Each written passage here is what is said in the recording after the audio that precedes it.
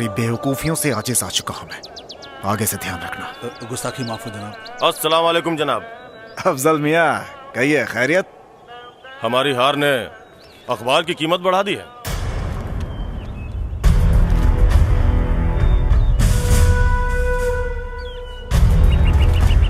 अफजल मियाँ। जी जनाब। दाऊद हसन साहब को इत्तला कर दीजिए कि हमारी हार की खबर हिंदुस्तान की सरहदों से गुजरते हुए पाकिस्तान तक पहुंच चुकी है।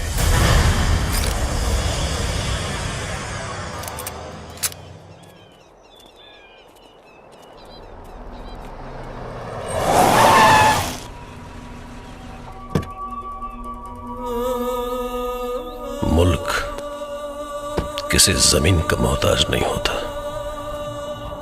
जमीनें हासिल की जाती है या जीती जाती है।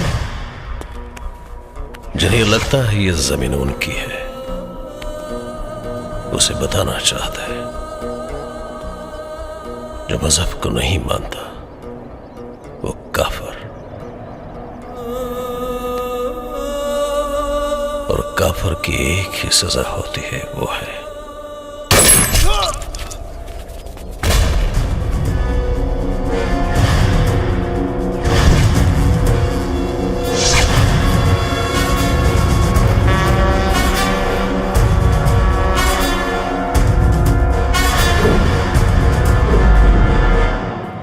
अच्छा है, लेकिन उसे अस्सलाम वालेकुम भाईजान। हैदर अली साहब ने आपको याद फरमाया है।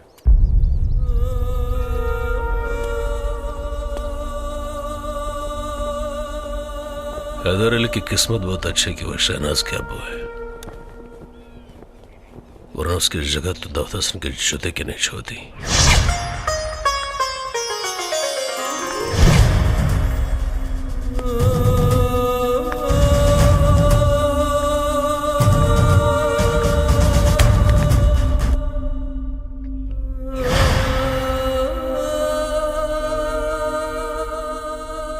शहनाज, जंगल है आपकी आंखों में, जहां कर मैं अपना रास्ता खो जाता हूं। आप रेल से गुजरती है और मैं पुल सा थरथराता हूं। खुदा कसम आप नहीं होती तो मेरी दुनिया कब की उजड़ चुकी होती। जी शुक्रिया, हम अब्बू को आपके आने की इत्तला कर देते हैं। डोंट वरी, मैं मिल लेता हूं।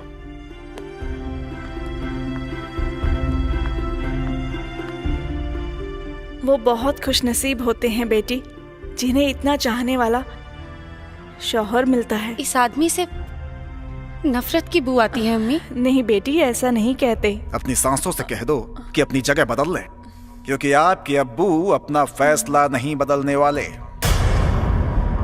और अगर हमारा फैसला बदल गया तो अब्बू? तो उस दिन बदलना जिस दिन हैदर अली और दाऊद हसन से मजबूत हाथ तुम्हें मिल जाए।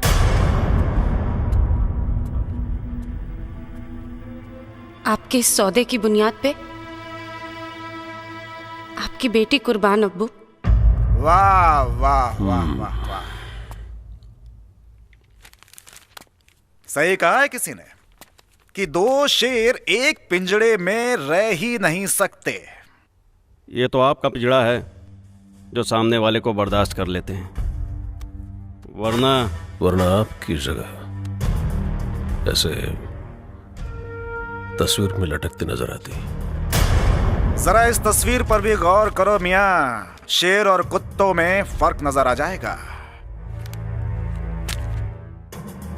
गुड।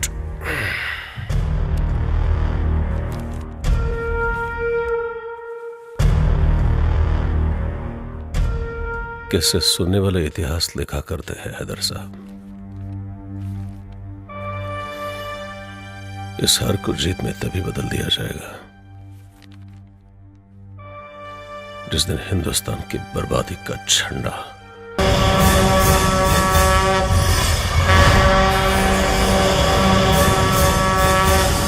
शास्त्री जी। हाँ नमस्कार। अरे नमस्कार नमस्कार। लें प्रसाद। बैठी बैठी बैठी। हाँ हाँ ठीक बा। प्रणाम चाचा। अरे अरे प्रणाम प्रणाम। कैसन प्रसाद है?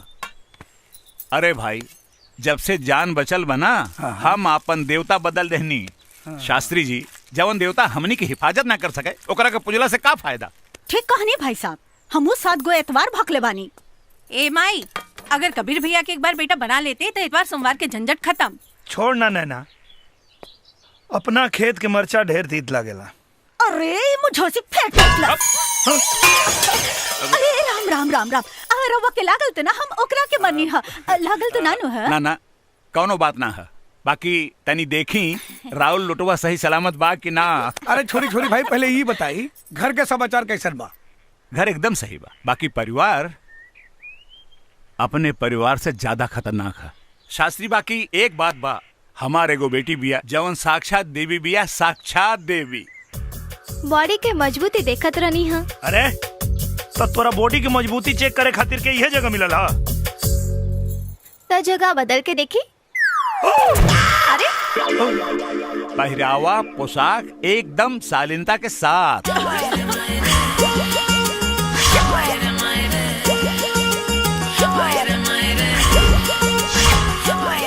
नैना, हाँ कॉलेज में साड़ी? अरे इतना से बाबूजी के दिखावे खातिर। घर से निकले के समय साड़ी और घर पे जाए के समय साड़ी, और बाद में? हाँ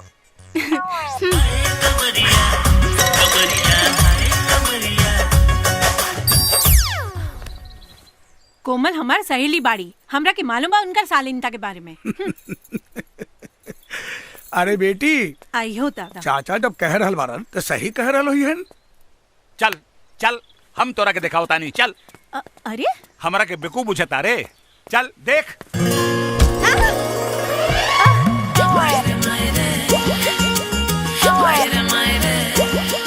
ये आवाज कहाँ से आयल रहे?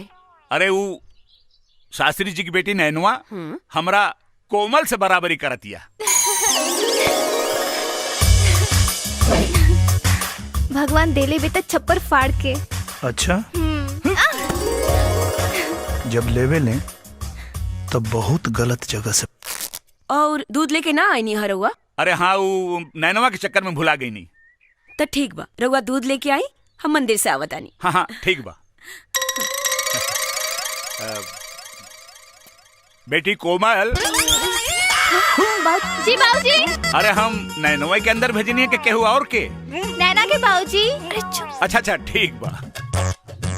बाकी शास्त्री जी अपना बेटी के खिया पिया के एकदम लइका नियन बना दिले बाड़े। ढेर बहादुरी के काम करत आरा। सरकार इनाम दी ना, हमरा से ले ला। ढेर जबरी करबे ना तो अभी चिल्ला दे। चिल्ला हम कहा दे, हमारी इज्जत लूटे खातिर घुसल रहलो हो। सही नक्षत्र में तोर जन्म नहीं खेलागा। एक अबीर, अपन प्यार के अबीर लगा के हमार नक्षत्र सही कर दो। मत देखिए काहे? रह दी जाए दी। इतवार हो या सोमवार, विधायक जी के घर में हमेशा लागल रहेला दरबार। बड़ा भीड़ आयल बा भाई है। हाँ। शुक्ला जी। हाँ जी। की जनता से पूछी समस्या का बा उनकी। सर, राउर जे समस्या बा एक एक करके विधायक जी के पास आवा, बतावा। आवा, आजा आगे आजा। अब विधायक जी के आपन बड़ी बाबू तोहर आराम से पी बाबू। पानी पी ले। कितना पानी चाहिए तुझे? पानी चाहिए।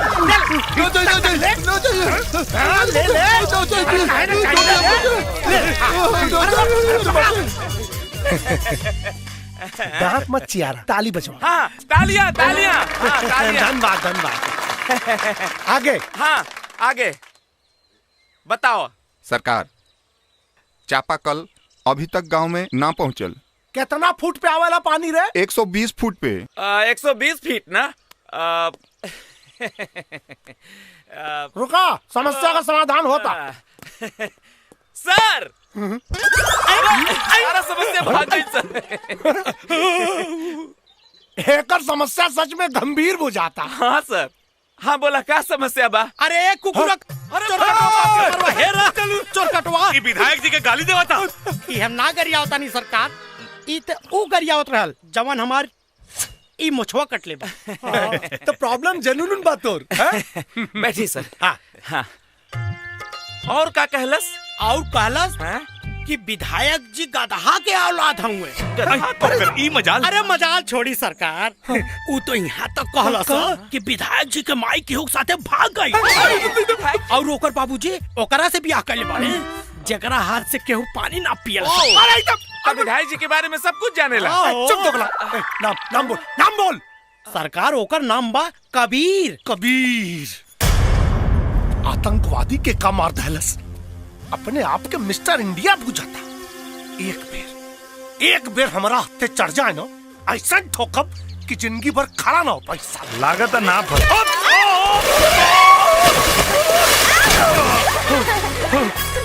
कार्य नरी ठोक दली। अरे साला, चश्मा खुद लगौले बाड़े और हमके आलर कहता रे। और सुन है नहीं, और रास्ता पे खड़ा रहबे तो केहू ठोक के जाए। हाँ? ई रास्ता तोर बाप बनवेले बाने? हाँ, आ गईले। क्या रे? रामेश्वर बाबा। अरे बाप रे बाबूजी। बाबा प्रणाम। खुश रह बेटा, खुश रह। हुसैन बेटा यहाँ क्या करत बाड़ा? मछली पकड़ा तानी। अच्छा, मछली पकड़ा तारा। तू क्या करता है? लागता कबीर चाचा के मछली के मगरमच्छ पकड़ ले ली बिया।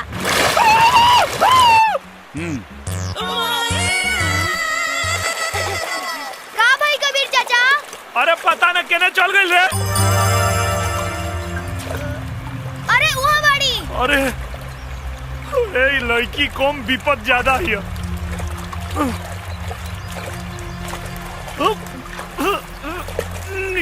निकलल है कोमल, अरे उठना रे। ए, देखना लागत अब पानी पी ले भैया। तो निकालो। कहाँ निकला था? अरे पीठ पे दबाइले से पानी निकली। पेट पे दबाओ। पेट पे? हाँ दबाओ। सुना, मुंह में फूका तो हवा अंदर जाई तो पानी बाहर आई। फूका। क्या बात करता है? हाँ फूका। फूकला से पानी बाहर निकली? हाँ। फूका ना तो मर जाई। फूका। अच्छा उन्हें देख। अरे मुंह से मुंह लगा के फूका, दूर से थोड़े।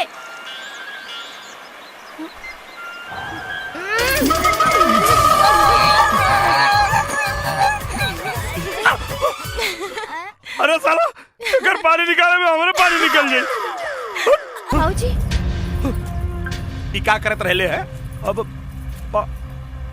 अब हमारे समझ माइल के चश्मा लगा के तू कौन मछली फसावत रहले है?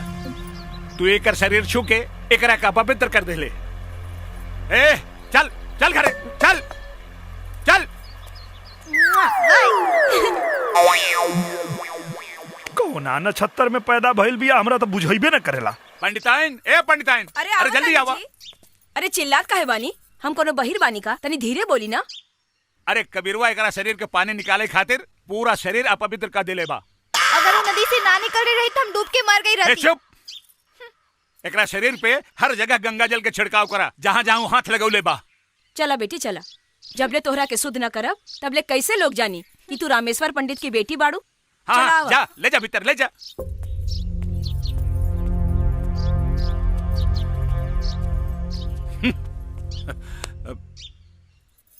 कोमल, हमके तू ई बतावा कहाँ कहाँ हाथ लगावले बतो के? आँख में माई। रामेश्वर पंडित के बिटिया पोखरा में नहा रहल बिया। अरे पता ना कहाँ ससुर कहाँ कहाँ हाथ लगौले होई। हाथ पे माई।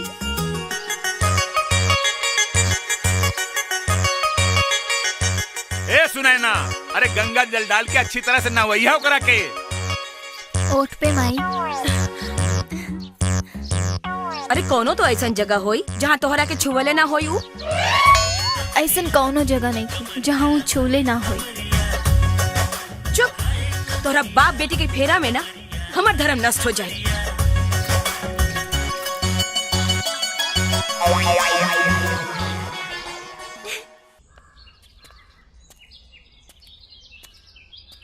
ए मुखिया जी, इस सब मुंह लटका के बैठल बाड़न, कौनो शोक सभा चलता का?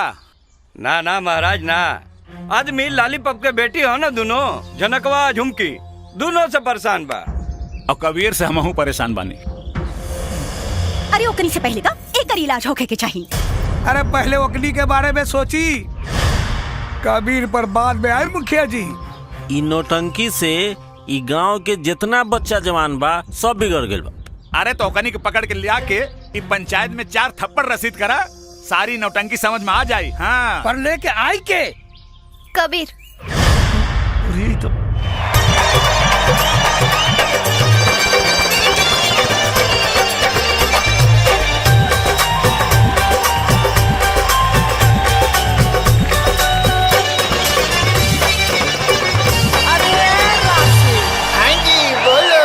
देखो तुम सुनो ना। सुनाओ सुनाओ।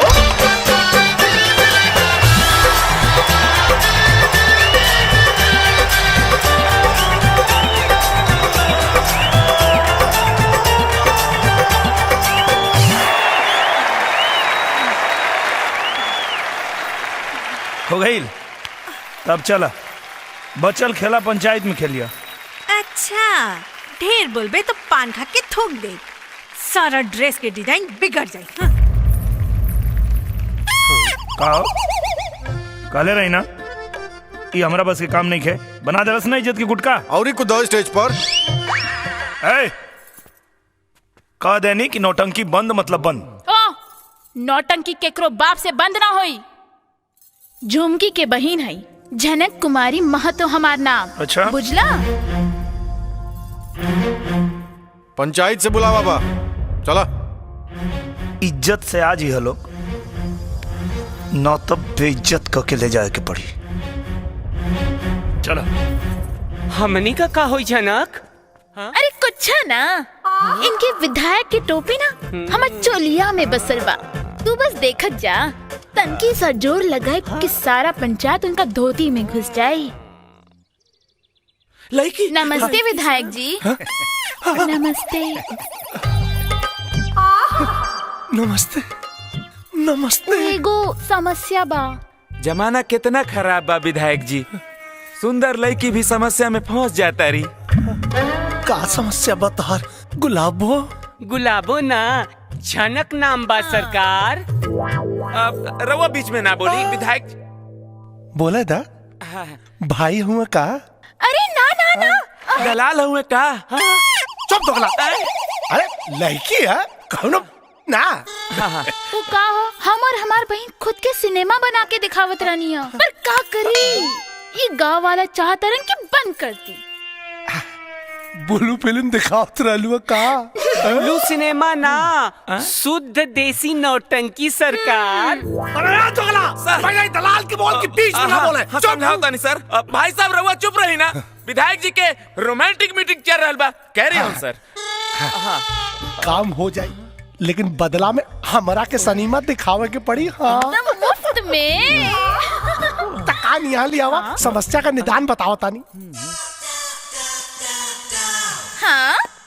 ना समझ लू का? ना। हट पागली। ई का? अच्छा। अरे ई का करे तारा? ना समझ में आई का? मैं बुरबा का बिया का रे।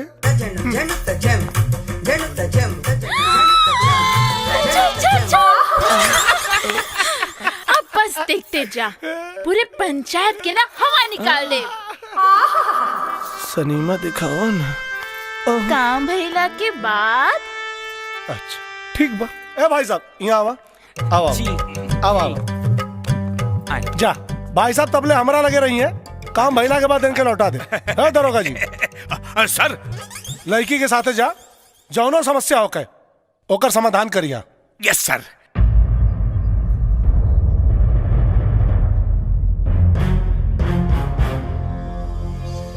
समस्या का बा? अरे देखत नहीं की का, जम्हाई लेत समय हमार हाथ ऊपर चल गई बा, और अब डॉक्टर कहता कि खूब खर्चा लागी, ऊपर से हमार दीदी के शादी के खर्चा। दे दी लोगन नौटंकी बंद। अरे जा दी, देखी ना भगवान खुद ही का नौटंकी बंद करा देलन। क्या? अरे बीच में मत बोला सर। बैठ जाए। सॉरी सर, बैठ जाए सर। चचा अगर बीमारियां सही निकल गई तब का करबा? 5 लाख रुपया दिया ही। अगर झूठ निकलल तब? तो 10 लाख रुपया विधायक जी दे दी हैं। सॉरी सॉरी सर, सॉरी। पैसा तोहनी जैसन लालची आदमी के लालच है, और यहाँ बात मान सम्मान के बाद कुछ और बोला। अच्छा, कुछ और? हाँ, शास्त्री जी का जूता और हमार सर। विधायक जी, अगर बात सही निकल तब तो विधायक जी के जूता और शास्त्री जी के सर। ए शास्त्री जी, बेटा अगर जूता कपारे पे रखवा देना हमरा क्या करिए? 5 की जगह 15 लाख दे। हाँ, घर तक संभलते नहीं खे, चलल बाड़े लोग पंचायत संभाले। चला रे सर, आई सर। माई, ये का कर दे ले तू? बड़ा भरोसा बना तोरा बाबूजी के अपना बेटा पर। वह भरोसा के क्रिया अगर हमार बेटा हार गई तो भगवान के दरबार में अकेले से कहता के तोहरा प्रमाण देवे के पड़ी। अगर हमरा सुहाग के पकड़ी गिरल ना तो जहर खा के जान दे दे। हट माई, माई, काकी। अरे मर्दे, उदासी ना ठीक लागेला तोरा चेहरा पर। कबो कबो कोनो बात दिल में भाला के तरह चुभ जाला यार। ओकरा खातिर एगो रास्ता बा हमरे पास। पंडियो जी के सहमति बा और ऊपर सोचबा तो एकदम सही रास्ता निकल आई। कौन रास्ता? कोमल से ब्याह कर लो। कर तो ले यार, लेकिन हमरा जीवन में औरत के प्यार नहीं के वो जन्मा के दरगाह पे फेंक दिया, कि वो अपना के प्यार न दिया। कोमल से जान से बढ़ के प्यार करी ले, कहीं वो ठुकरा दे तो जीते जी मर जाए यार। कबीर, अगर फिर आगे कबो ऐसे कहला तो एक थप्पड़ मारे, बिना बियाह के पति कहे लगबो। मार।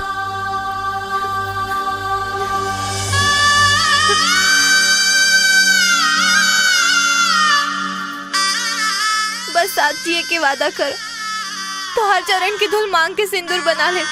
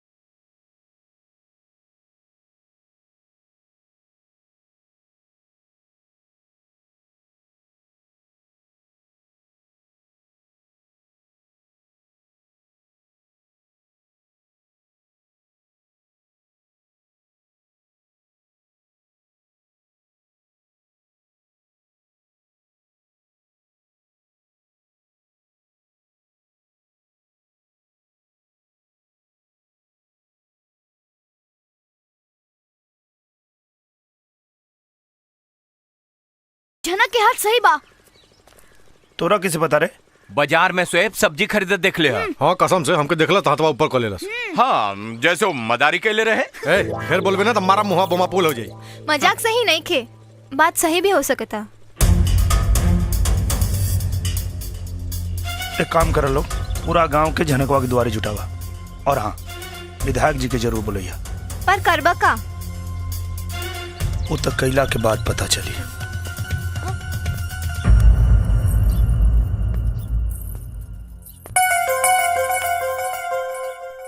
नौटंकी करत तारी।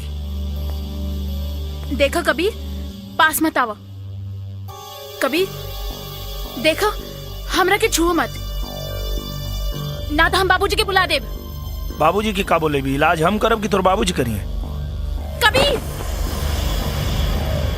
देखा, ये तो ठीक नहीं के करत। कबीर हम सच कहतानी, बाबूजी के बुला देब। बाबूजी के का बुला के करबो? तुहार इलाज देखा कैसे।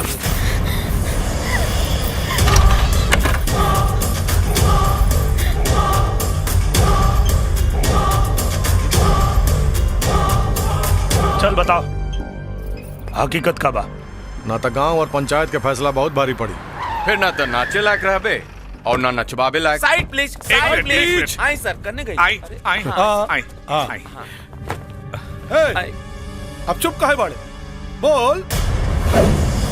ज्यादा नौटंकी मत करे, नौटंकी वाली। हम ई नाटक विधायक जी के सिखवला पे कैले रही। अरे झूठ बोला दिया। बस उठाइबा कि उठावे के पड़ी? अब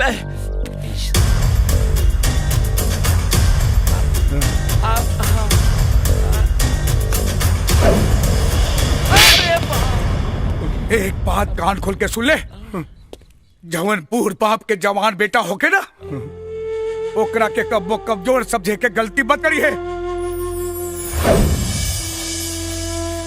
बाकी 5 लाख के बंदोबस्त कहाँ से करबा लालीपाप महतो? हमरा के माफ कर दी लोगन, हमरा से बहुत बड़का गलती हो गई। अब से मेहनत मजदूरी करब सन, आज से नाच गाना बंद। बड़ बुजुर्ग के पगड़ी के कन्यादान के साड़ी बना ले, पूरा गांव डोली के कहार बने के तैयार हो जाए।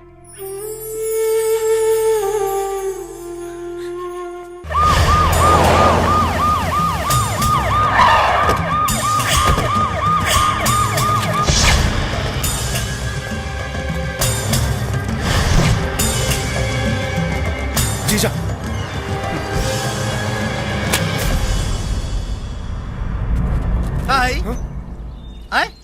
चुनाव खोपड़ी पे नाच रहा बा। अब चुनाव चिन्ह जूता होई का? हम वही रहनी मंत्री जी। पलटे के चक्कर में विधायक जी पलटा गई नहीं है। हाँ है जी। है ना?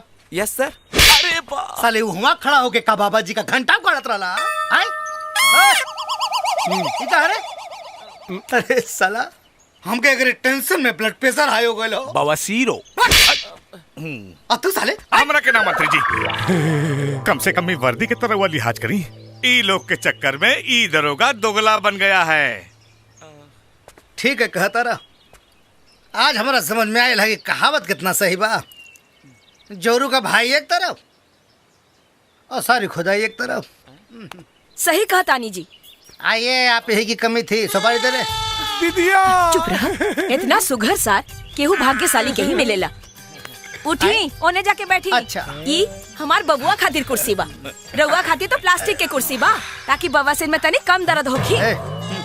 जी देखता रे, राज्य चलाए वाला घर चलावे में कितना असमर्थ बा। अब बुझाई जीजा हमरा के थप्पड़ काहे ना मारना? इनका के चप्पल खाई पड़ी। ढेर ना, यहाँ के हमारे जीजा जी। तुम लोग साले सुधर जाओ। कितनी तकलीफ दोगे तुम लोग, मैं क्या करूं भाई? हेलो, दिमाग का फालूदा निकल आए। पाकिस्तान से हैदर अली। हेलो जी। हाँ हाँ जी जी। हाँ हैदर अली साहब, वालेकुम प्रणाम। वालेकुम सलाम चौबे जी, कहिए सब खैरियत? जी जनाब, हिंदुस्तान प्रगति कर रहा है। चुनाव नजदीक है। अब अगर जनता की सहानुभूति मिल जाती तो चुनाव तो हम ऐसे ही जीत जाते। सहानुभूति ठीक है, चलिए कर ही देते हैं हंगामा। दिन और तारीख आपका और काम हमारा। अरे जनाब शुक्रिया। तो लीजिए लगे हाथ, दाऊद हसन साहब से बात कर लीजिए। हाँ दीजिए दीजिए। वालेकुम प्रणाम हुजूर। 14 अगस्त का जवाब होगा, 20 दिसंबर।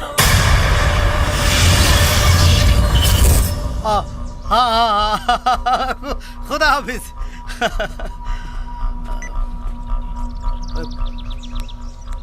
देखला, हिंदुस्तान में रह के डीलिंग पाकिस्तान से करीला।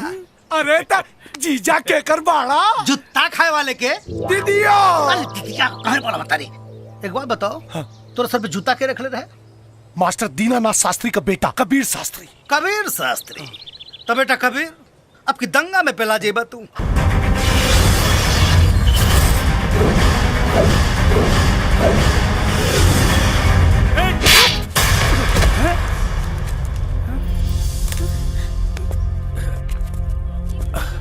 कबीर,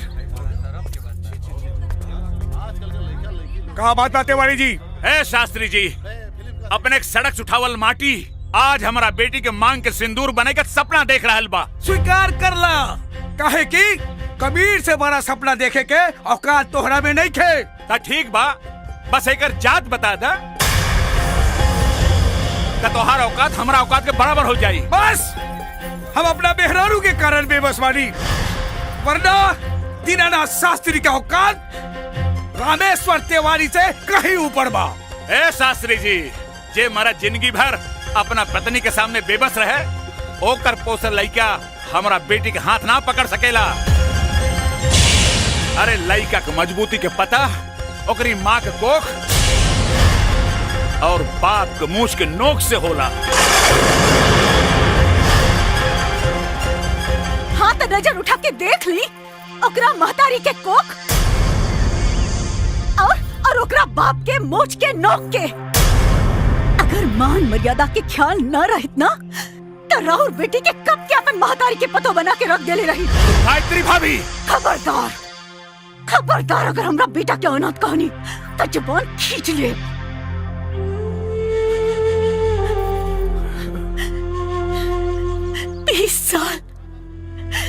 बीस साल लग गए हमरा के अपन बेटा पहचाने में। रवा तो 7 जन्म में भी ना पहचान पाई।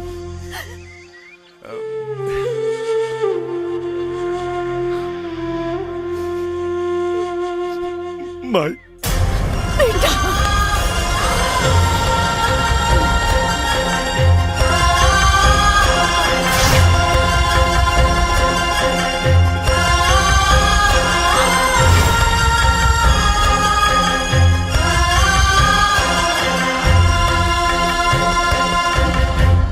ये एहसान के कर्जदार हमरा और जिंदगी भर है। कहे कि एक बेटा से ओकरा माई के मिलवा देली, जाके अपन बेटी के जीवन संभाले। एगो बाप के वादा बा, हमार बेटा रउआ रास्ता में कबो ना आए।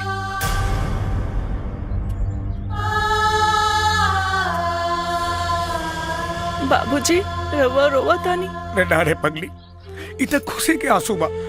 ब्याहे के 25 साल बाद पंडित दीनानाथ शास्त्री के परिवार पंडित रामेश्वर तिवारी के वजह से आज पूरा भइल।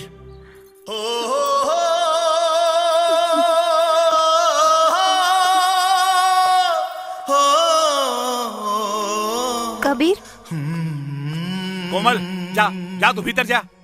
अरे भीतर जा भैया, अब हमने के चलत। हाँ ठीक। प्रणाम। प्रणाम चाचा। पंडित जी का फैसला बदल गई का? हाँ, बदलल फैसला ही बतावे खातिर आइल बनी। तब फिर एगो हमार बात सुन ला, हम कोमल के बियाह तय कर देले बानी।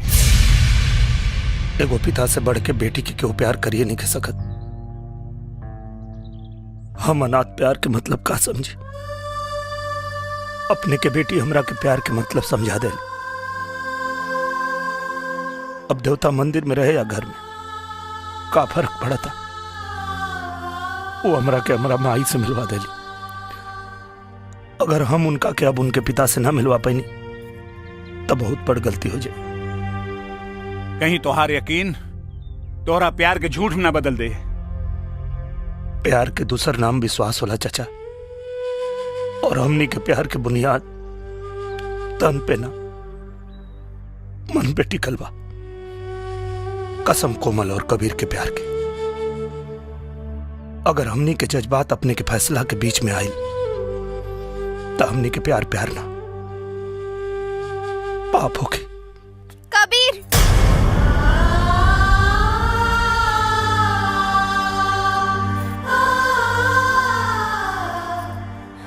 औरत के भाग्य के फैसला हमेशा मर्द ही करेला। एक बात के विश्वास रखी है, जिया जी हमरा साथे भाऊजी के खोजल और तोहर त्यागर रिपोर्टर जाए, लेकिन मरला के बाद हमार तन और मन पर अधिकार सिर्फ हमार रही। और हमरा साथे ई गांव के एगो निकम्मा जाहिल अनाथ कबीर के याद जाए।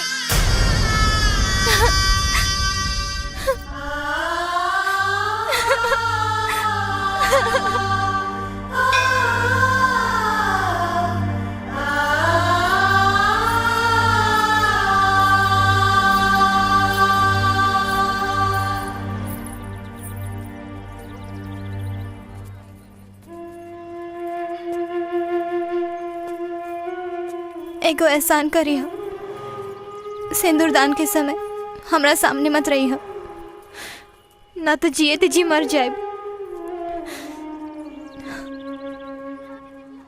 नया जीवन के शुरुआत करे जा रहा बड़ो, तो के हमार उम्र लग जाए। मरे से पहले तो तोहरा दुल्हन की जरूर देखब, हमरा से सुंदर बाड़ी की कम, काहे कि ई दुल्हन के जोड़ा तोहरा सम्मान खातिर पहनले बानी।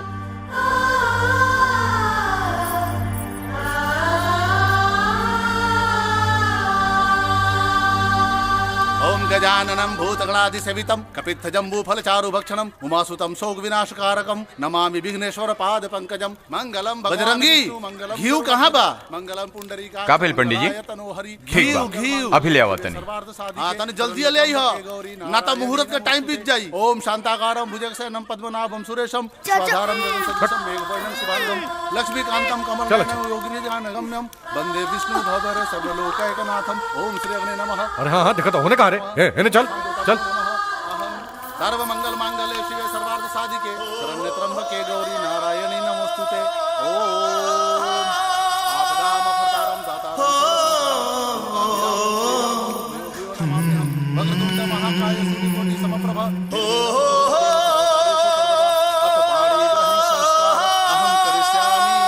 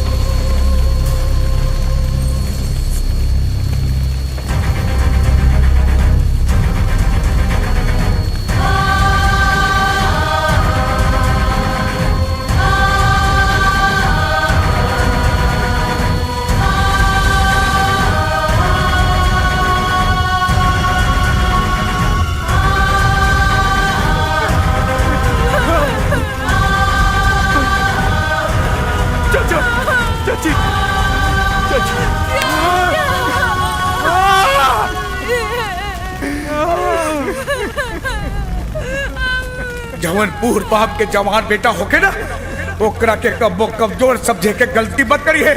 कबीर हमार बेटा, हमार बेटा। 20 साल लग गए हमरा के अपन बेटा पहचाने में।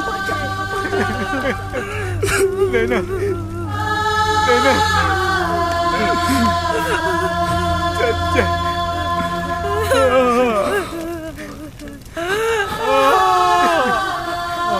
पाकिस्तान ब्लास्ट करे वाला पाकिस्तान का आतंकवादी है। सुन के खून पानी तो ना हो गई। अरे महाराज, पहले ही तो पता कैला कि अनाथ के देह में खून बाग की खाली पनिया से काम चलाता। खून पानी के पता वो दिन चली जब ब्लास्ट करे वाला के लिया के एजा और अगर ना मर लेना तो फिर अनाथ के साथ साथ नाजायज भी कही। हाँ ना तो फिर शहीदे में नाम लिखाई और ना तो फिर नाम दर्ज होई। चला। मंत्री जी, जीवन और मृत्यु ऊपर वाला के हाथ में होला, लेकिन बम ब्लास्ट कोनो आदमी करे लेवा। ब्लास्ट में मरे वाला एक एक आदमी की कसम खा के कहा था नहीं, ब्लास्ट करे वाला के यही धरती पे लिया के मारे। काहे कि बम के धमाका ही ना चिन्हेला कि मारे वाला हिंदू है कि मुसलमान, और यह बतावे खातिर आ रहल बानी पटना से पाकिस्तान।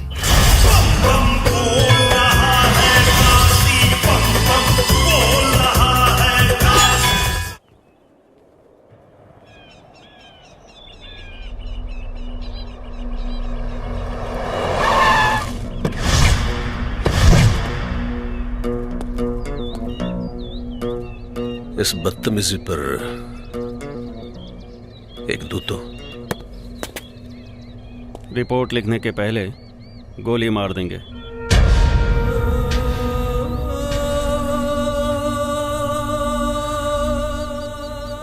कमबख्त हंसी भी उस वक्त आती है जब हमें किसी पर गुस्सा आता है। गुस्से को दबा के रखिए, गर्मियों का मौसम है, फट जाएगा।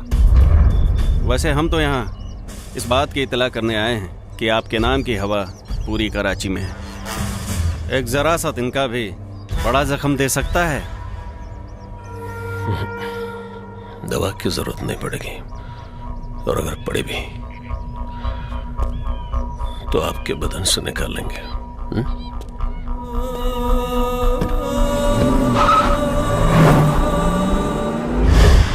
एक सबूत मिल जाए फिर तो ऐसी चोट दूंगा कि उड़ते हुए पत्तों से भी डर।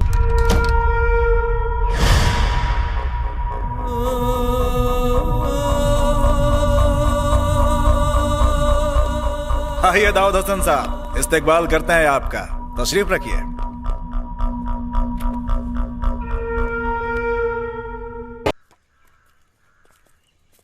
कबीर चाचा, हम चलब तोरा संगे पाकिस्तान। और कहीं तोहरा चलला से तो हर कबीर चाचा कमजोर पड़ गए। तब कमजोर ना पड़ी देव चाचा, काहे कि अगर बचपन में माँ बाप की साया सर से उठ जाए तो लड़का बचपने में जवान हो जाला।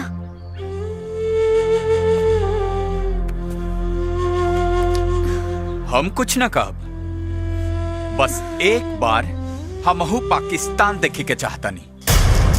ना साला, यह तो देखे के बाद कि खैरात में दिहल जमीन के माटी के ताकत हमनी के माटी से ज्यादा ताकतवर कैसे हो गई। ठीक बा। मंत्री जी बतौले रानी तोहनी के बारे में। ये पासपोर्ट बनवा के कहवा जाए के बा? पाकिस्तान। अच्छा, वो नौकरी करे खातिर जैसे लोग दुबई वगैरह जाने वही सही ना? ना, पाकिस्तान के बम से उड़ावे। बम से उड़ाई बा? अच्छा, तो तू लोगन कैसे बम मरबा? ऐसे बम के चोट पर त चिल्लैले, बंदूक के नोक पर निकल जेबे। 10 दिन से घुमावता रे, क्या समझता रे?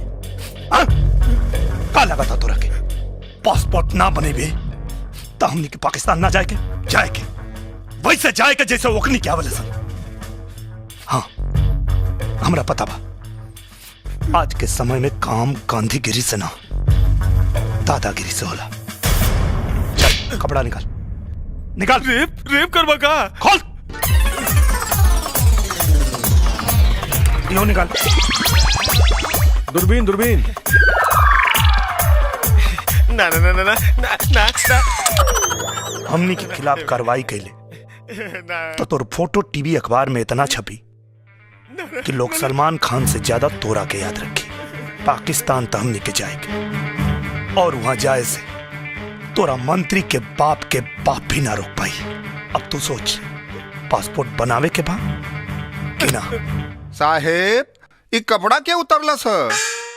हमार तो खाली कपड़ा उतरला सा, पाकिस्तान के तो चड्डियों उतार ली। बिना वीजा पासपोर्ट के चले के। अरे यार बिना वीजा पासपोर्ट के जाइबा तो हमनी में और ओकरी में अंतर का रही?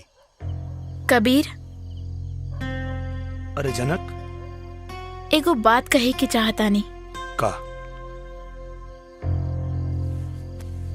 शायद वो बात के वजह से वो एहसान के बदला चुका सकी, जौन एक नौटंकी वाले के सही रास्ता पे लिया दिलस। बतावा। देखा 20 तारीख के मंत्री जी के जन्मदिन बा। हम मंत्री जी और विधायक जी के खूब निम्मन से जाने तानी।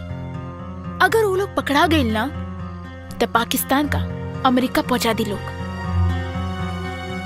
वो कैसे? आदमी शराब, कबाब और सबाब के सामने कैसे नंगा होला?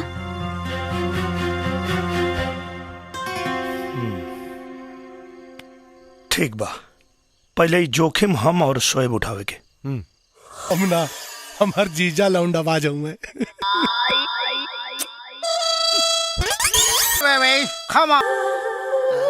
क्यों जान जाई तक का कोही जाने का खाक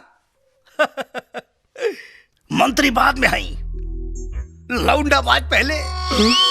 जब हम पास में खलासी रहनी नू तब कोनो खलासी लौंडा के छोड़ने ना रहनी।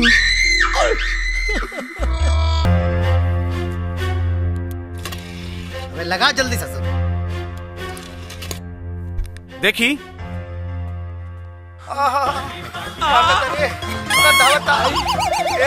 जीजा मतलब बेवकूफ, एक नंबर का गधा। जब वोट की जरूरत है जीजा, अरे तू तो नेता से अभिनेता बन गया। अरे साले जहाँ बंद कर पर 5 तलाक हो जाए। पकड़ ले मालूम पड़ी तो क्या सोची? अरे साले बात का अगर इतना होशियार रही।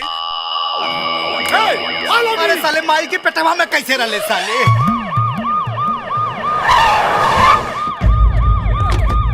Side side. हाँ आई आई सर। हाँ साइड। चप्पल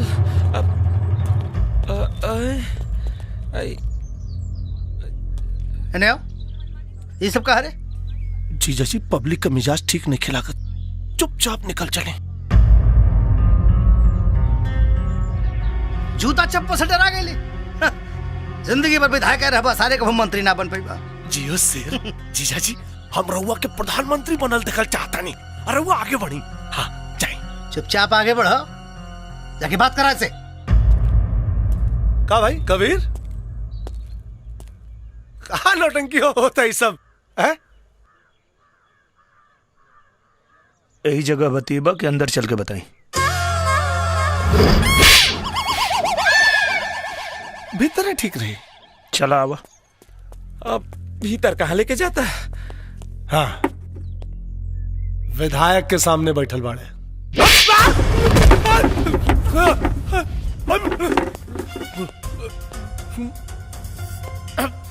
विधायक के सामने ना, नालायक के सामने बैठल बानी, वो सबूत के साथ। समझ में आई? हाँ, अब सब समझ में आ गई। अब सही आदमी भैया सही काम नु करी। हाँ, सही सोच ले होगा। जीजा जी के भेज रहा पानी। अब भैया जवन काम मंत्री जी कर सकन है और मैं विधायक के काव का काम हो जाए भैया पक्का। हाँ, आ गई।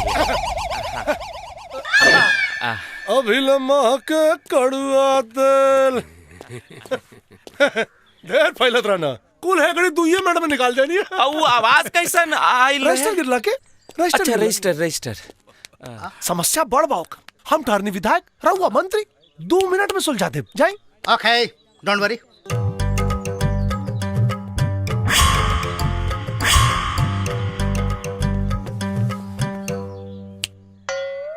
मंत्री के सामने बैठा है, डर नहीं लग रहा है? कुत्ता कटला के इंजेक्शन बाजार में मिलेला। कुत्ता किसको बोला है जी? तोरा के। शेर बोल। शेर तुम्हारा लिहाज कर रहे हैं, नहीं तो नटाई में दोनों उंगली डाल के ऐसे उल्टा लटका देते। वापस कर, साले वापस कर। का भाई सर? हाँ का भाई? हाँ लगा था फिर रजिस्टर गिरल। कतना रजिस्टर बा अंदर हो? बॉम्ब ब्लास्ट में केकर हाथ रहे? बम ब्लास्ट हमरा का पता? का भइल सर, काहे रोतानी? अपना खातिर ना, जीजा खातिर रोवतानी। वो पाकिस्तान में अल-कायदा नाम की एक संस्था है जो वो वाली फ्रंट पार्टी से जुड़ा हुआ है यार पाकिस्तान में। संगठन चलावे वाला के नाम। अब लीजिए, मैं यहाँ हिंदुस्तान में रहता हूँ यार, पाकिस्तान के बारे में मंत्री को बोल रहा है। अरे बाप, अरे उठी सर। अरे अरे का भइल सर? अरे लगा था आज हमार बहन विधवा हो जाई रे दादा। ओ, मैं पाकिस्तान के दौरे पर गया था तो वहाँ कुछ लोगों से मेरी छोटी मोटी फ्रेंडशिप हो गई थी और तब से लेके आज तक वो फ्रेंडशिप चल रही है। चल रही है ना? इतना लोग के ये क्या है? वीजा पासपोर्ट आवे जाए और वहाँ रहे खातिर व्यवस्था। आए है ये पहलवानमा को ले जाके क्या करोगे भाई वहाँ पे? तोहरा साथे गइल रहे ना पाकिस्तान? हाँ। पहलवान लागा था तोरा के क्यों आपन याद करा था। हाँ, वार्तालाप करने का ऐसा तरीका पहली बार देखा है भाई साहब। नमस्कार। ऐसन गद्दारन के हाथ में देश बा। शुक्ला जी। जी सर। आप वीजा और पासपोर्ट रेडी करवाइए। यस सर। और अनहनन सारन के ना पाकिस्तान बाई रोड भेजे के हो। यस सर। हाँ, और हाँ, हैदर अली को फोन लगाओ। यस सर। है और पहलवानों को वीजा पासपोर्ट बनवाता था। हमार का हिला बाद में बताएंगे। हाँ हेलो हेलो, मंत्री जी बात। हाँ हाँ हाँ जी। सलाम जनाब। अरे वालेकुम प्रणाम। और बताइए, सब खैरियत? हाँ, मजे में मजे में। इन धमाकों से कुछ चुनावी फायदे नजर आए? अरे क्यों नहीं? चेहरा देख ली, खुद पता चल जाई। हाँ जी जी, आप क्यों? फायदे की बात, हमारा फायदा तो हो ही रहा है।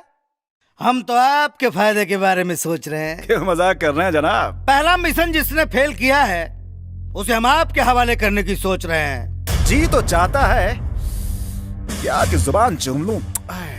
हम गुड़ से भरा हुआ ट्रक आपके यहाँ भेजेंगे। इधर का कागज हम तैयार कर लेंगे, उधर का आप कर लीजिएगा। लेकिन ले जाने वाला लौट कर वापस नहीं आना चाहिए जनाब। भेजिए। खुदा हाफिज। खुदा हाफिज। दाऊद हसन साहब। अस्सलाम वालेकुम। अदर साहब, सब खैरियत में? सब खैरियत जनाब। लाजवाब खबर लाया हूँ। शहनाज की सगाई की तारीख बताने आए हैं। उससे भी उम्दा 14 जुलाई को जिस शख्स ने आपको शिकस्त दी थी उस नामुराद को आपके हवाले करने आया हूं।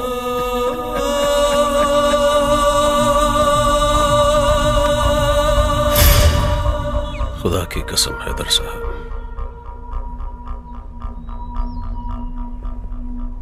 उसकी मौत देखने लायक होगी। शुक्ला सर। सारे कागजात, पासपोर्ट, वीजा और पाकिस्तानी करेंसीज कबीर को हैंड ओवर करो। सर हैला ई बा वीजा के कागजात, हई रहल पासपोर्ट, हई रहल कैश। आएगा जरूर, लेकिन वापस नहीं जाएगा। पाकिस्तान के दामन को जो दाग लगा है कि पाकिस्तान आतंकवादियों को हिंदुस्तान भेजता है, वो दाग हमेशा के लिए मिटाऊंगा। बल्कि दुनिया को बताऊंगा कि हिंदुस्तान अपने आतंकवादियों को पाकिस्तान भेजता है। का आई सब हो? एकरा में देसी कट्टा, देसी बम यूपी, बिहार, झारखंड के हर जिला से आयल बा। और जाके पाकिस्तान के तू लोग दिखा दो। ये हथियार पाकिस्तान के अमेरिका से खरीदे के पड़ी कि ये हमरा हर गांव गांव में बनेला। हिंदुस्तान के तो बातें छोड़ा, खाली यूपी बिहार चढ़ गई लू था, दुनिया के नक्शा में पाकिस्तान हमेशा ला खत्म। सब हथियार पे गुड़ चढ़ा हुआ। देखा था नहीं कौन साला पकड़ा था।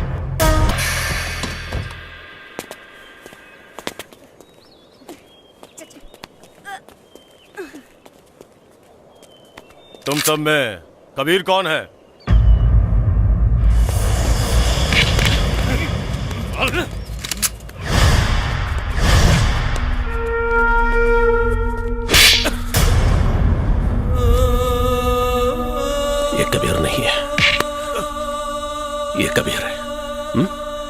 ये कबीर है।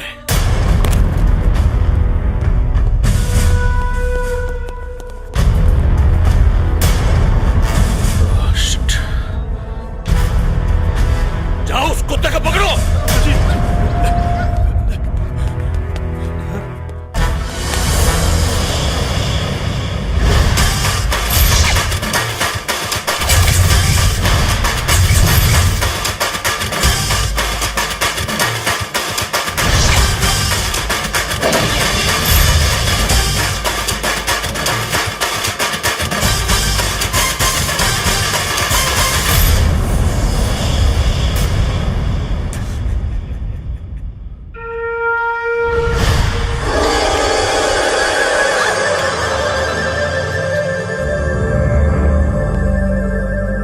जान के सौदागर। अगर मर्द का बच्चा है तो माशुका की हिफाजत करके दिखा।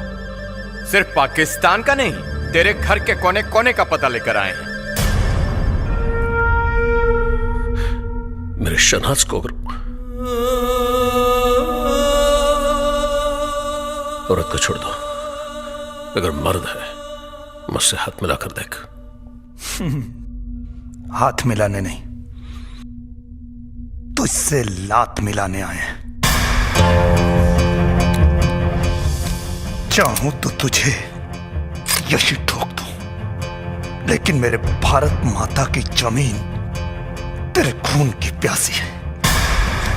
तुझे ले जाकर उस जमीन पे ऐसी मौत मारूंगा कि तेरे मौत के खौफ से दहशतगर्द पैदा होना बंद कर देंगे।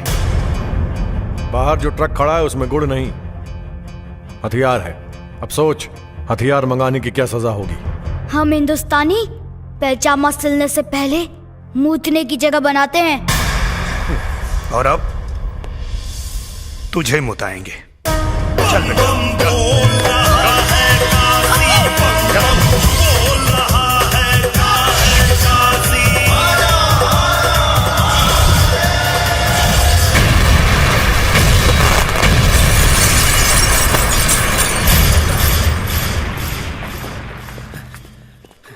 अबे फोन उठा मच्छर जात।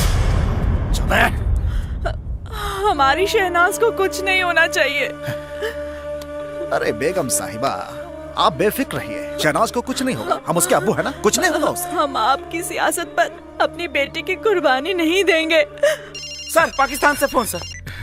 Hello, I am Choubey from Hindustan. अबे चौबे फ्रॉम हिंदुस्तान, तुमने ट्रक पे हथियार भेज दिया? अरे हम तो यहाँ से गुड़ ही भेजे थे। अब पाकिस्तान की धरती में वो गुड़ अगर हथियार बन गया तो मैं क्या कर सकता हूँ। तुम्हें तो दौड़ा दौड़ा के मारूंगा। पिछवाड़े में बम नहीं बांध दिया तो नाम बदल देना। धमकी नहीं। धमकी? हेलो, हमारे यहाँ 10 मरता है तो एक मुखिया पैदा होता है। हमारे यहाँ 100 मुखिया मरता है तो एक विधायक पैदा होता है। और अब आप खुद सोचिए कि कितने मादर डॉट डॉट मरे होंगे तब मैं एक मंत्री पैदा हुआ हूँ। सबको दौड़ा दौड़ा के ये लुधियाना से लेकर लाहौर तक नहीं भगाया ना, तो मेरा नाम भी हैदर अली नहीं। इस रूट की सभी लाइनें व्यस्त हैं। कृपया जब तक मामला सॉल्व ना हो जाए तब तक फोन ना करें। टीटी पूपा पू टिन टिन टों। का भाई ले जीजा, कौनो प्रॉब्लम बा का? हाँ, पाकिस्तान के पिछवाड़ा फाट गई हो, तू सीए जाइबा।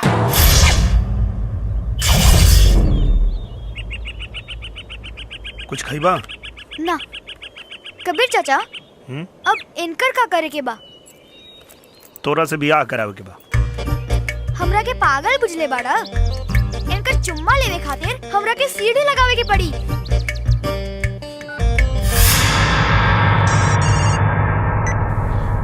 शहनाज,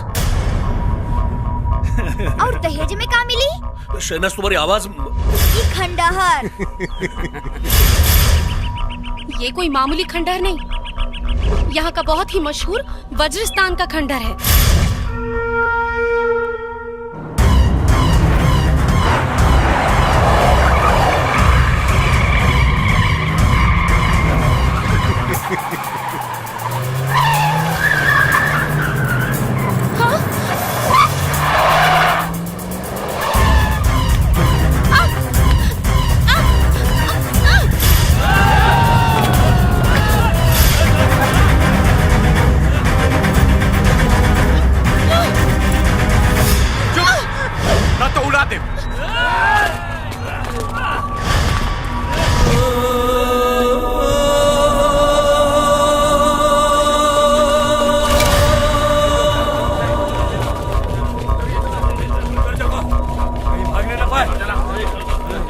हमरा लागत है सबका राम नाम सत्य ऐसे हुई। ये पाकिस्तान की जमीन है, यहाँ पे राम का नहीं अल्लाह का नाम लो, तब शायद वो तुम्हारे गुनाह बख्श दे।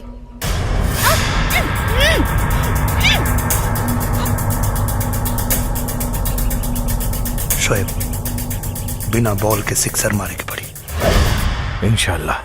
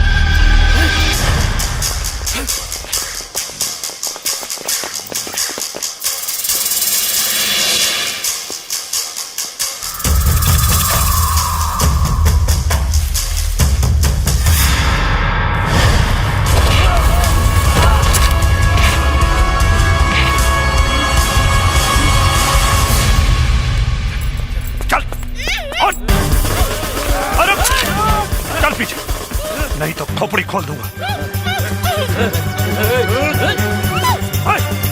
चल पीछे चल।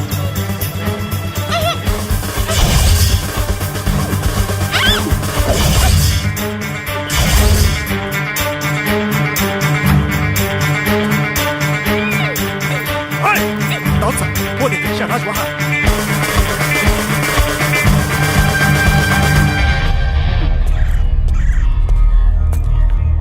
बचा लीजिए उसे।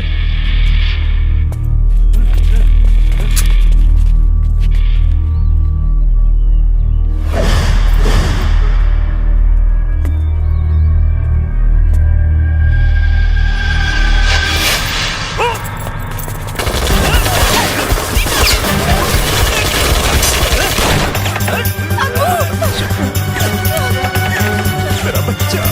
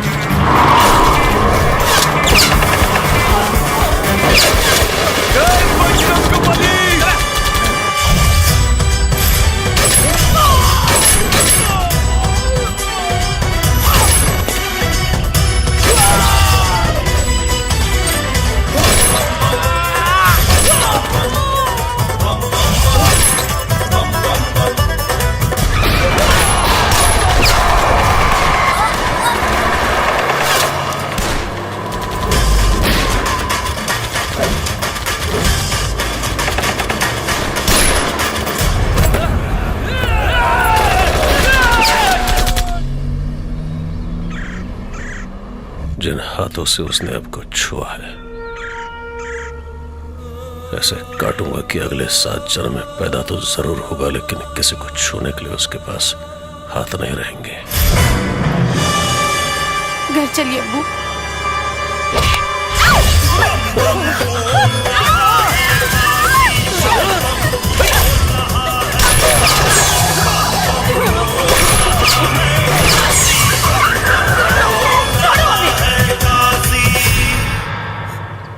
ऊपर वाला भी उसी का साथ देता है जो रमजान में राम और दिवाली में अली को देखता है।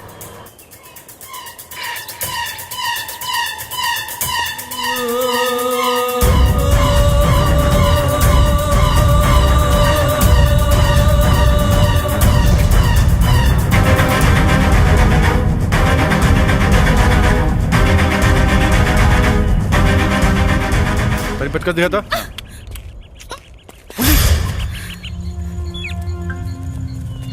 पुलिस बा, पुलिस। इनकी माँ का हमनी की पुलिस से कुछ लेवे देवे के नहीं के, हमनी के टारगेट के होर बा। चलो यहाँ से, चला। चलो तू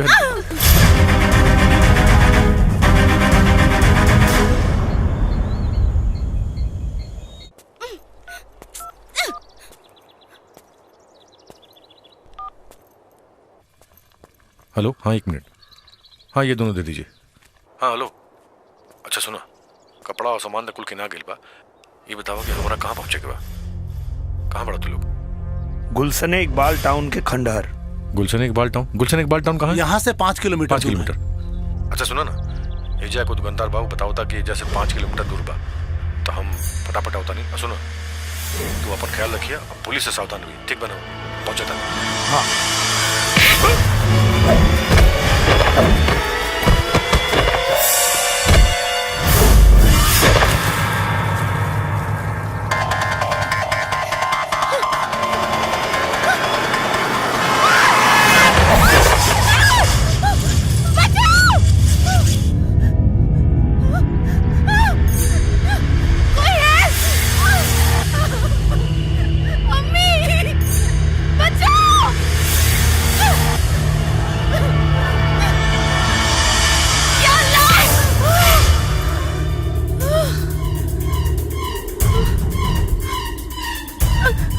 छोड़ दूं अभी? नहीं।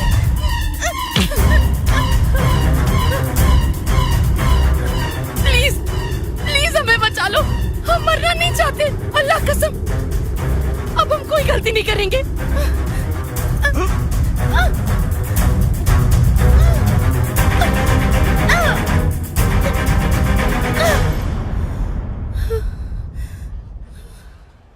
अब समझ में आया जिंदगी और मौत के बीच में क्या फर्क है?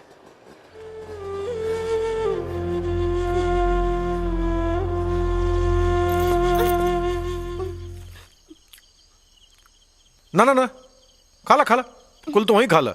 हिंदुस्तान से तो नहीं सेवा खातिर आयल बानी पाकिस्तान हमनी के। दिल कराता दे दिए गोली, ये बोझ के ढोला से मिल जाओ छुट्टी। हाजमे की गोली है आपके पास? हाँ बा दी का, मेड इन बिहार। एक गोली में पेट साफ और दूसर में आदमी साफ। हुसैन के खाना खिला दे लोग।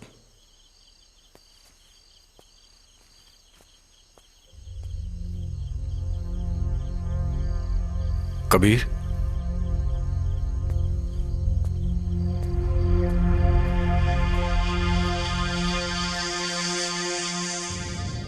कोमल बुआ, जन्मदिन मुबारक।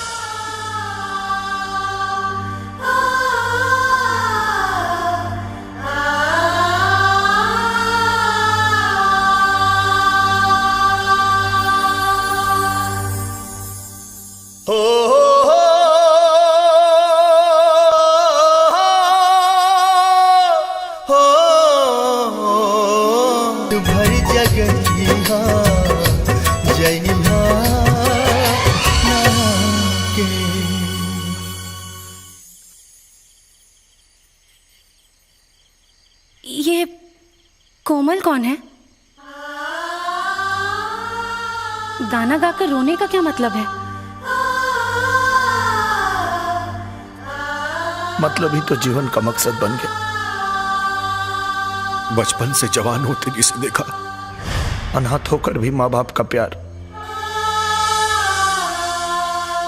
और लाल चुनरी में सजी दुल्हन मांग में सिंदूर पड़ने से पहले ही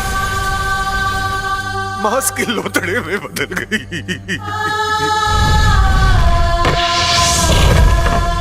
उसी का नाम था कोमल। लेकिन ये सब किसने किया? आपके अब्बू हैदर अली ने और आपके मंगेतर दाऊद हसन ने। नहीं नहीं, ये झूठ है। 1 मिनट, आपके कहने से झूठ नहीं हो जाएगा। कागज में लिखे हुए सबूत दस्तावेजों की तरह होते हैं जो सच कहते हैं, झूठ बयान नहीं करते।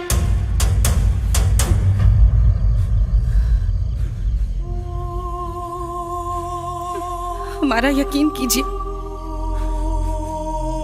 अगर आप लोग सच कह रहे हैं तो तो हम आप लोगों के साथ हैं। माँ बाप के संस्कार बच्चों के चेहरे पे नहीं, उनके रगों में होते हैं। हमारी तहजीब की पहचान हमारे अब्बू से नहीं, हमारी अम्मी से है। हमारे अब्बू पहले मुसलमान है, बाद में इंसान, लेकिन हम सबसे पहले इंसान हैं, उसके बाद मुसलमान हैं। कोई दहशतगर्द हमारा अब्बू तो हो सकता है, लेकिन शौहर नहीं।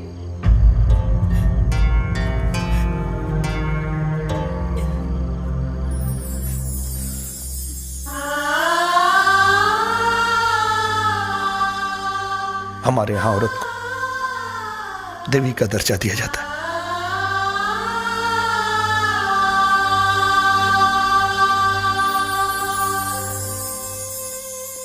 अगर मर गए तो कफन उतार देते ना, अगले जन्म में कर्ज उतार देंगे।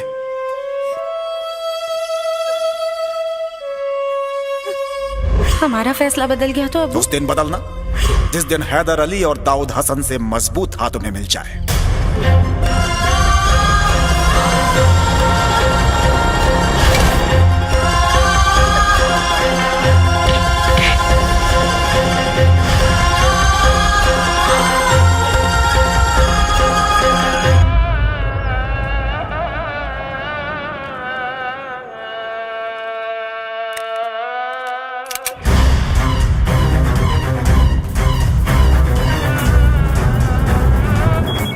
मैसेज?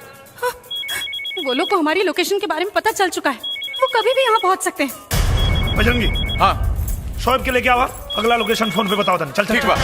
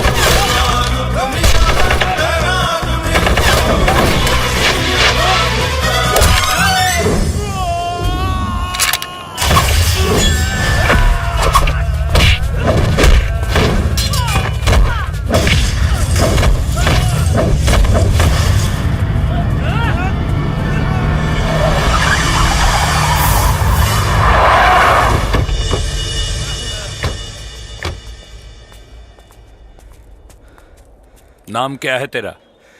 बजरंगी। बजरंग बली का रिश्तेदार है। चल या अली बोल। मेरे लिए या अली और बजरंग बली में कोई फर्क नहीं है, लेकिन गलती से भी मेरे बजरंग बली को बुरा मत बोलना, वरना मारूंगा तो मरने का पता भी नहीं चलेगा। बजरंग बली जय।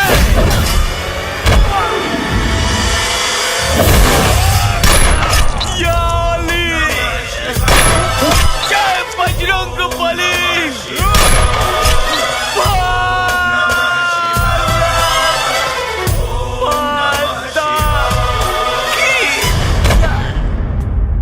ये बाकी के कुत्ते इधर ही होंगे, चलो ढूंढो।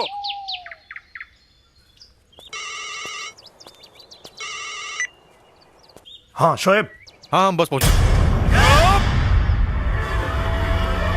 हेलो शोएब। हेलो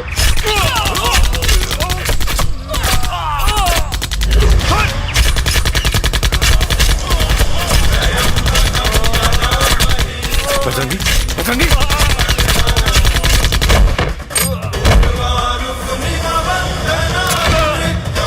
बजरंगी, बजरंगी।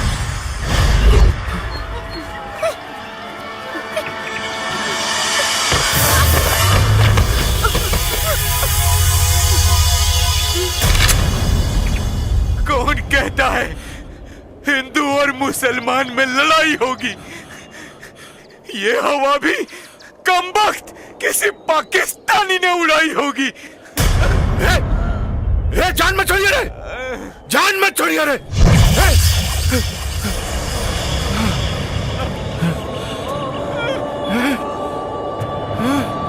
हे बजरंगी,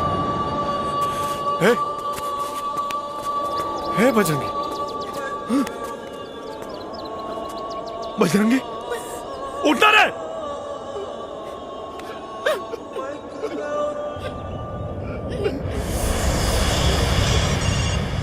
कल पाकिस्तानी अखबार पढ़ लेना, पढ़ने के बाद आंख और दिल दोनों अपनी जगह बदल देंगे। तुम्हारे भेजे हुए कुत्तों की लाशें कल पाकिस्तानी अखबार के फ्रंट पेज पर होगी। साले साहब चल के गांव वालों के बता देवे ये क्रांतिकारी के क्रांति खत्म। फॉलो मी सर। आइए सर। हाँ हाँ सर। हाँ कहा मुखिया और सरपंच और गांव वाला सारा लोग सुन ला, कल अखबार का फ्रंट पेज पढ़ लिया सब।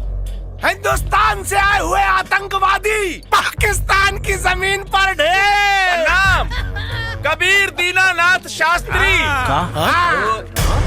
शोएब खान, हुसैन खान, बजरंगी पंडित। यस। अब फटाफट सीढ़ी वापस कर दे लोग, कहाँ से मसीहा टाँ टाँ फेस लोड़ा की गए। हे मंत्री, ई हिंदुस्तान के माटी है, माटी कम बारूद ज्यादा होला। ये जब फटी ना तब पाकिस्तान के नामो निशान मिटा दे। ज्यादा बोलेगा साले। साला मसीहा मरे लाना मार के आवाला बुझे रे मंत्री। बंद है साला लोग के।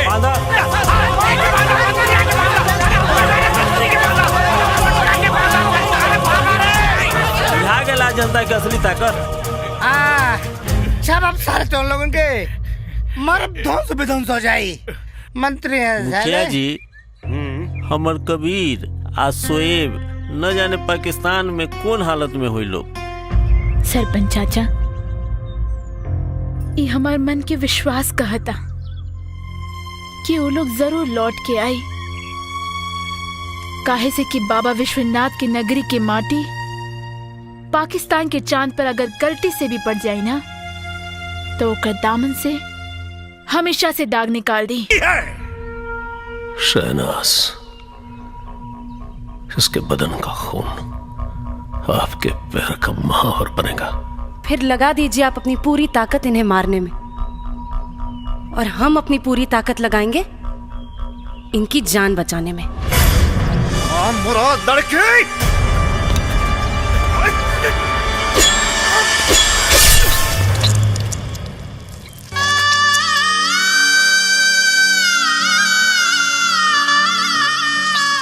देखा हसन साहब, किसी नेक इंसान का खून कभी पांव का महावर नहीं बल्कि मांग का सिंदूर बनता है। अब दहेज में कफन भी तैयार रखना शहनाज। दहेज में कफन नहीं दाऊद हसन, पूरा पाकिस्तान लेके जाऊंगा।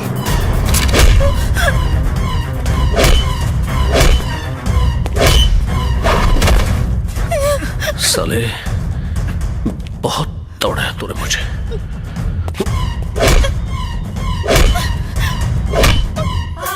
मार दाऊद हसन और मार। इतने में थक गया तू, अभी तो तुझे और भगाऊंगा। तेरे घर से निकलकर 150 किलोमीटर लाया, अब तेरे मौत की सीमा रेखा 13 किलोमीटर बची है दाऊद हसन। जितना मार सकता है। रुक जाओ दाऊद हसन, वरना तुम्हारी ये माशुका तुम्हारी तकदीर का फैसला कर देगी। अपने आदमियों से कह दो कि बंदूकें फेंक दे।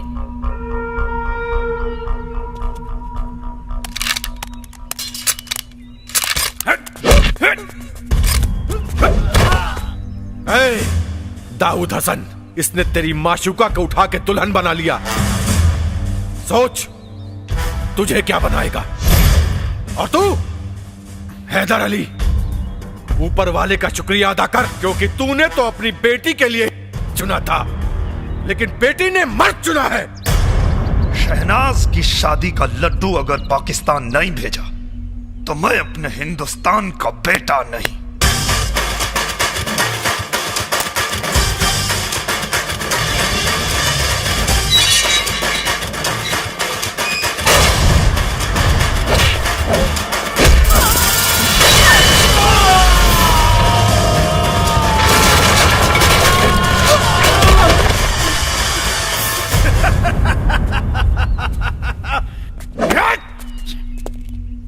एक अदना सा वो काफिर हिंदुस्तानी हमें ये बता गया कि जिसे हमने शेर समझा था मर्द, वो यकीनन गीदड़ है। गीदड़, गीदड़।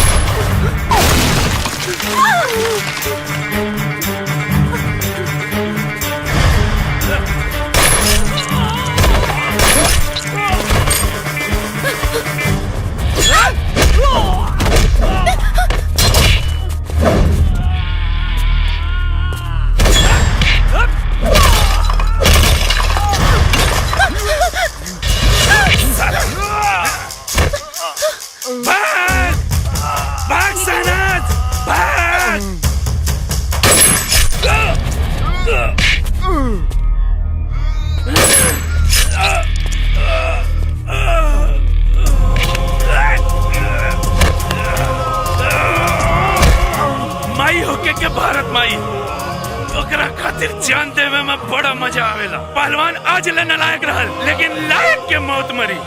वो अकेले ना, दुगो के लेके।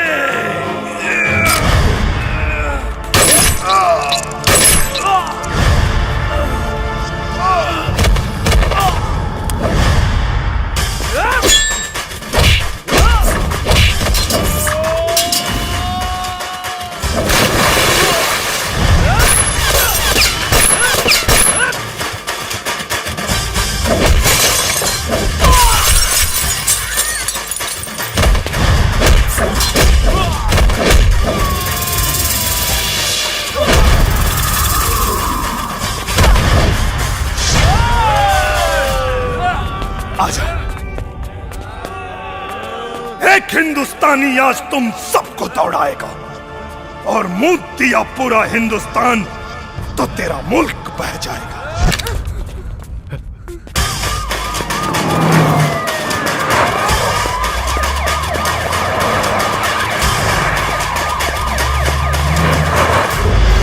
मियां, हिंदुस्तान को मेरा एक पैगाम दे देना।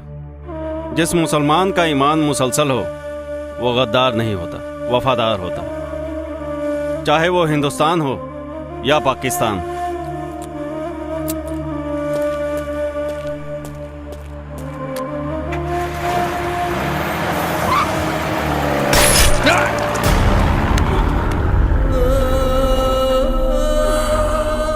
कुत्ता साला, मुझे मालूम था वतन के साथ तू गद्दारी करेगा। तुम्हारे भी ताबूत में कील ठोक दी है हमने।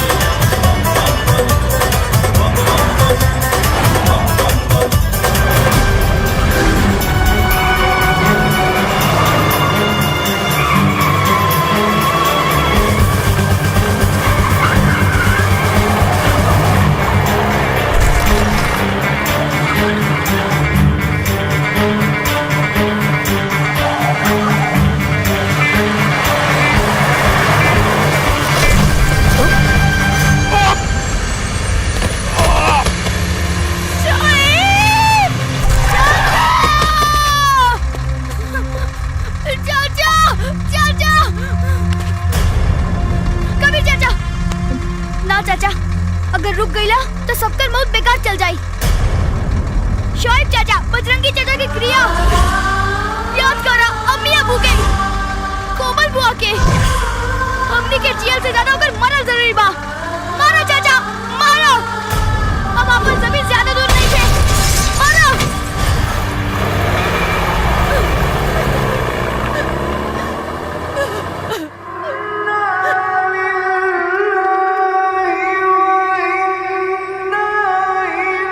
अगर मर गए तो कफन उतार दे देना, अगले जन्म में कर्ज उतार देंगे।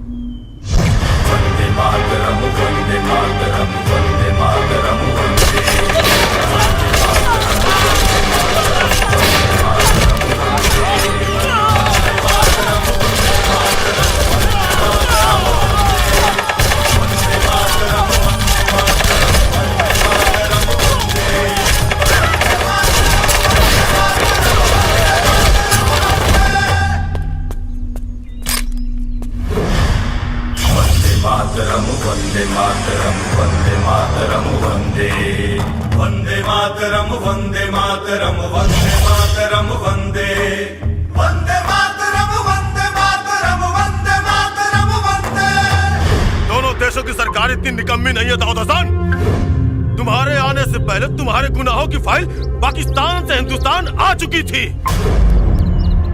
इस मिट्टी की मजबूती को देख दाऊद हसन, तुझे तेरे घर से निकालकर इस मिट्टी में लाके पटक दिया।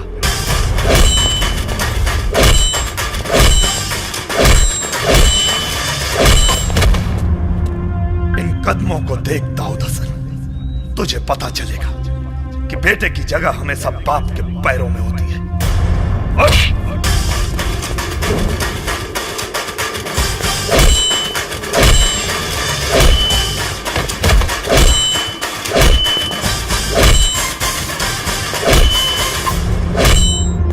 तुझे तो ऐसी मौत मारूंगा कि तेरे आका जन्नत का ख्वाब देखने को हौसला नहीं करेंगे। चुप क्यों वार करते हो साले?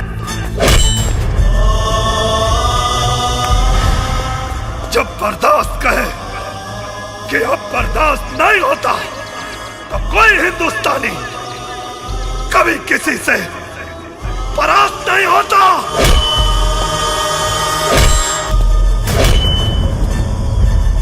अब की जंग छिड़ी तो चेहरे का खौफ बदल देंगे। इतिहास की क्या औकात है, पूरा भूगोल बदल देंगे।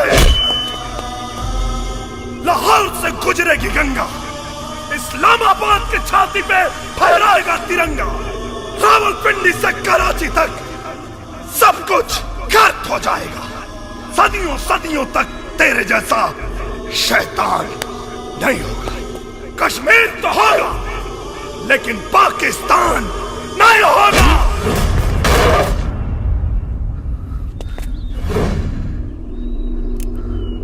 हो गया तो सुन, अपने दिमाग को जरा सा जोर डालो। जब तक जिंदा हूं तेरे हिंदुस्तानी सिस्टम की गोदी में बैठकर बिरयानी खाता रहूंगा। दाऊद हसन, हम फिर से ना वो गलती दोहराएंगे और ना ही किसी आतंकवादी को बिरयानी खिलाएंगे।